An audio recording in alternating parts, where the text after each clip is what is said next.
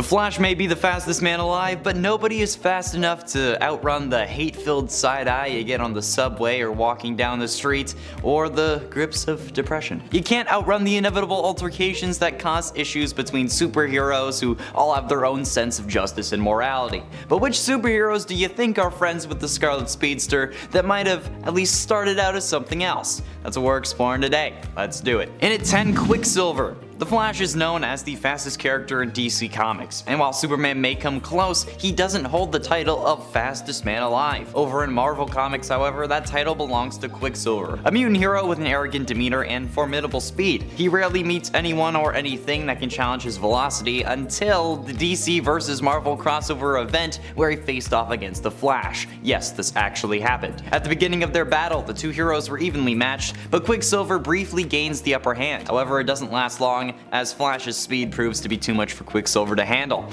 The Flash secures his victory with relative ease. Though they team up later in the series, Quicksilver can't seem to shake his resentment towards the Flash for being faster than him. The Flash is the undisputed fastest character in DC Comics, so yeah, I mean, like, it makes sense. He proved to be even faster than Quicksilver, Marvel's fastest character. Yeah, I can understand the resentment. I mean, if you think that you're the fastest and then they prove that you're not, it makes you a little bit bitter. In at 9, The Flash. Ironically enough, one of the superheroes who hates the Flash is actually the Flash. And I'm not talking about like Wally hating Barry's version. I'm talking Barry Allen getting so mad at himself that he travels back in time to kill his younger version. This is a thing, guys. This is comics. While Savitar was introduced as the future Flash in the show, the real future Flash is very different in the comics. When Iris and Wally West get into a car accident, Wally ends up dying and Iris gets paralyzed. Blaming himself for not being there, Barry becomes a much darker hero after. He kills the Reverse Flash, Mirror Master, and Grodd before turning his attention on his past.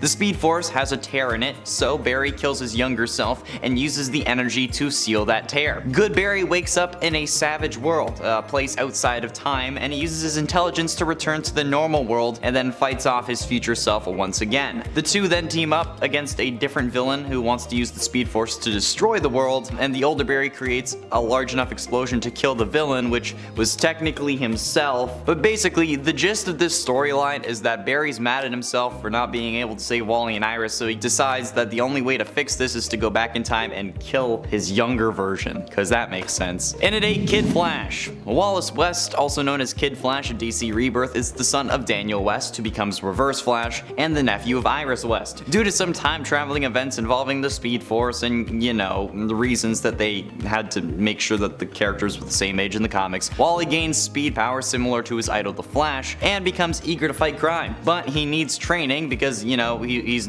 new to the Speed Force and having speed, and he's also kind of reckless. Although Wally doesn't really listen to Barry, he respects and listens to the Flash, who is Barry's alter ego, but he doesn't actually know about it. He doesn't know that Barry's the Flash at this point. But Barry knows about Wally's. Barry takes Wally under his wing as the Flash and trains him, but their relationship becomes strained when Barry is forced to reveal his identity. Wally already resented Barry for being distant with Iris, but when he discovers that Barry is the Flash, he hates him even more. He's furious at Barry for keeping the secret for so long, and it made the resentment grow that much more, so yeah. In at 7, Green Lantern. After Hal Jordan's descent into madness, Ganthet, the last guardian of the universe, created one final Green Lantern ring and bestowed it upon the artist Kyle Rayner. Entrusting him with the legacy of the Green Lantern Corps, despite some initial doubts, Kyle proved to be an exemplary Green Lantern and even rivaled the iconic greatness of Hal Jordan. When Kyle joined the Justice League, though, it was a significant moment for him, but one member of the team wasn't thrilled, and it was Wally West, who was known as the Flash. Both Wally and Kyle were legacy heroes and relatively new to their roles, but Wally initially disliked Kyle, believing him to be too inexperienced and lacking the ability to fill Hal's shoes. Similarly, Kyle couldn't stand Wally at first either. Despite their initial animosity towards each other, though, they eventually learned to work together and became friends, with Wally even entrusting Kyle with protecting the Earth in his absence. And it's 6, Elongated Man. Now, at least within the context of the show, Barry Allen and Ralph Dibny, aka Elongated Man, did not like each other when he was introduced. Ralph Dibny is a former police detective of the Central City Police Department and a private investigator. He was fired after Barry caught him planting evidence to ensure the conviction of a man who Dibny was certain was guilty, but of course, planting evidence is illegal and it got him thrown off the force, because,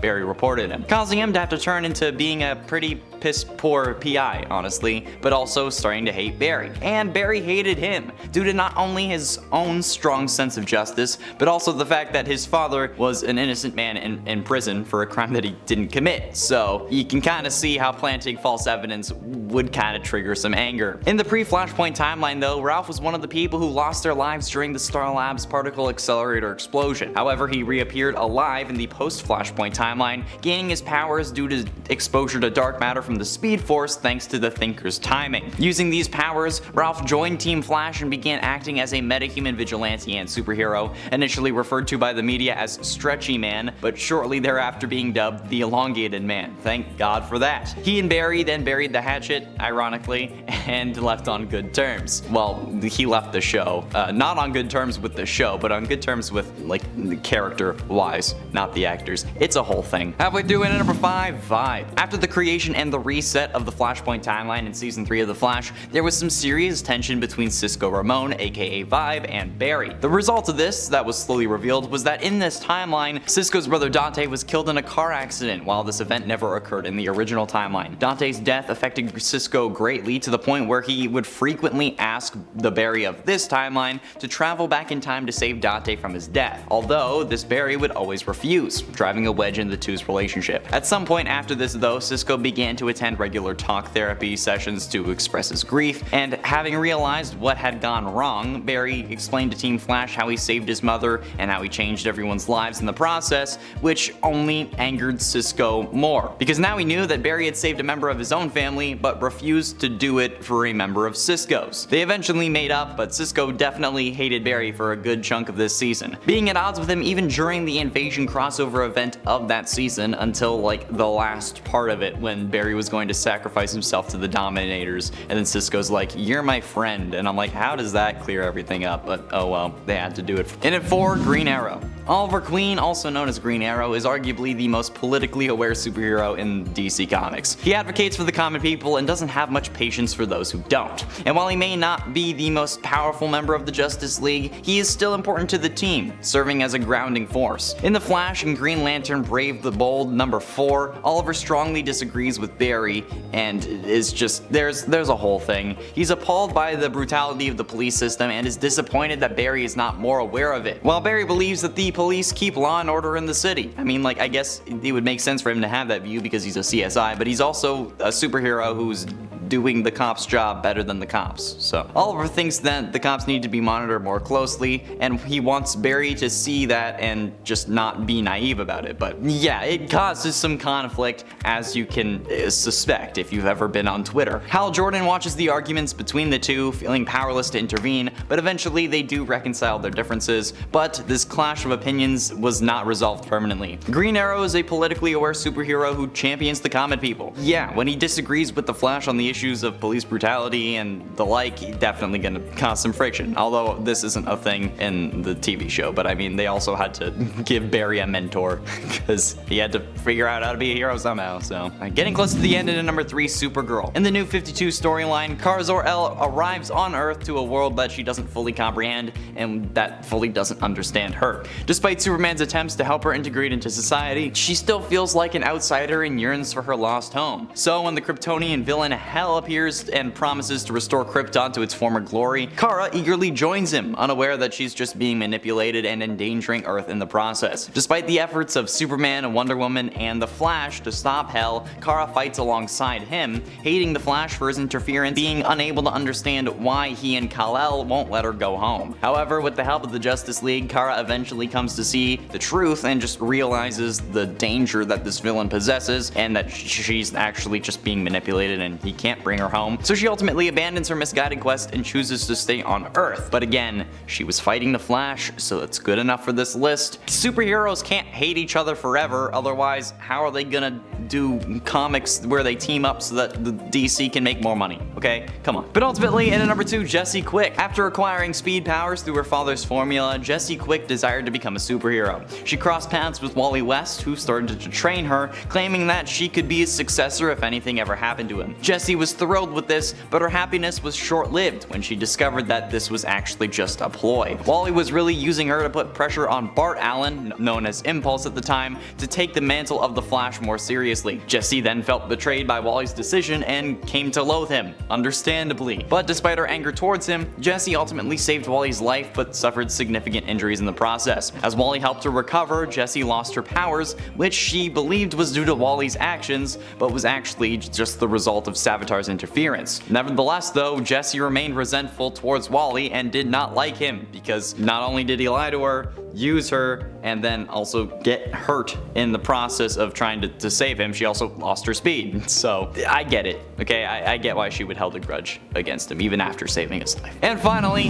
in at number 1, Batman. Now, this may be a bit of a controversial pick, but on Red Death's homeworld of Earth -52, Batman hated Barry enough to steal his speed. Red Death is a speedster that is an evil combination of Batman and the Flash, which already sounds terrifying, but wait until you hear his story. The Bruce Wayne of Earth -52 started off fighting crime with Robin, but Robins kept dying left, right, and center. So understandably, Batman got more and more darker, becoming more extreme with his methods, let's call them. Which honestly seems realistic to me, aside from just, quitting fighting crime. But that can't happen because if he did, they wouldn't have a story, right? But this eventually leads him to Barry, who refuses to give Bruce his Speed Force powers. So Batman uses the various rogues' weapons to fight Barry, knocking him out, and then once Barry was unconscious, Bruce tied him to the front of a cosmic treadmill-modified Batmobile and drives them both into the Speed Force. I'm not even kidding,